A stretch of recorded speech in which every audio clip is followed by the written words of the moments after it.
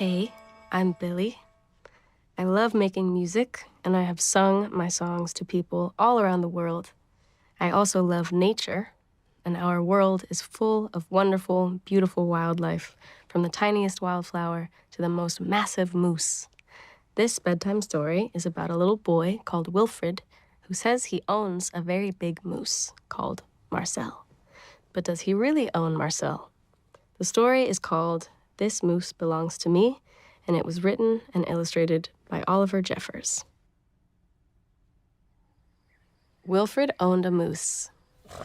He hadn't always owned a moose. The moose came to him a while ago, and he knew, just knew, that it was meant to be his.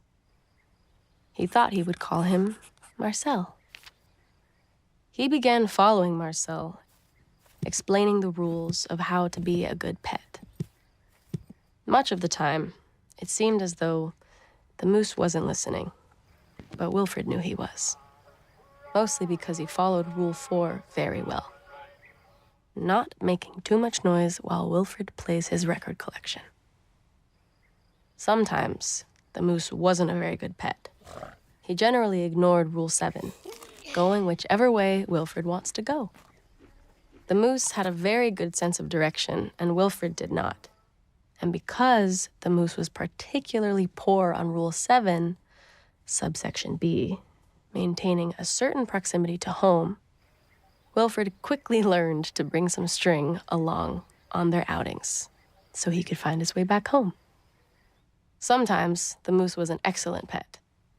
He had no trouble with Rule 11, providing shelter from the rain.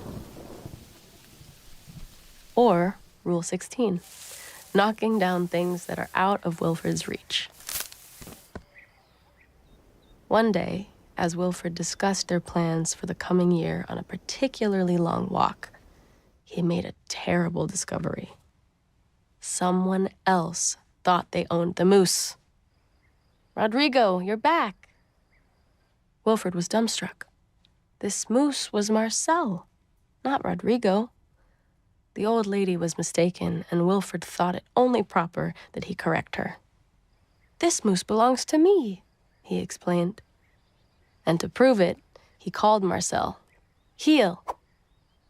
But the moose did not respond. He seemed more interested in the old lady.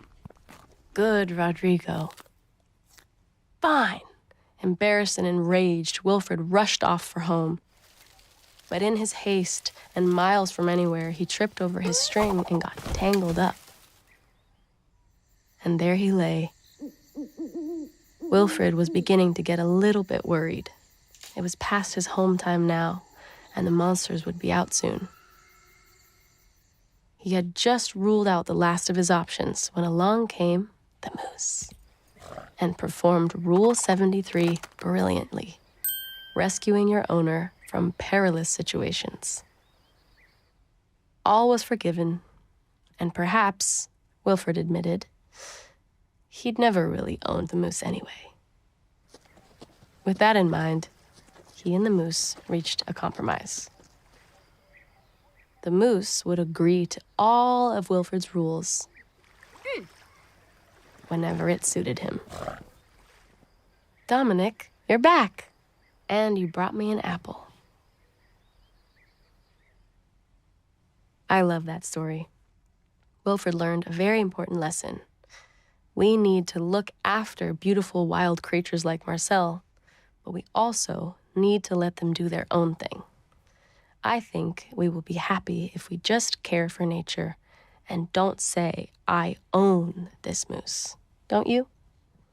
Now, it's time for you to go to sleep, and I wonder what beautiful animals you might see in your dreams tonight. Sleep tight.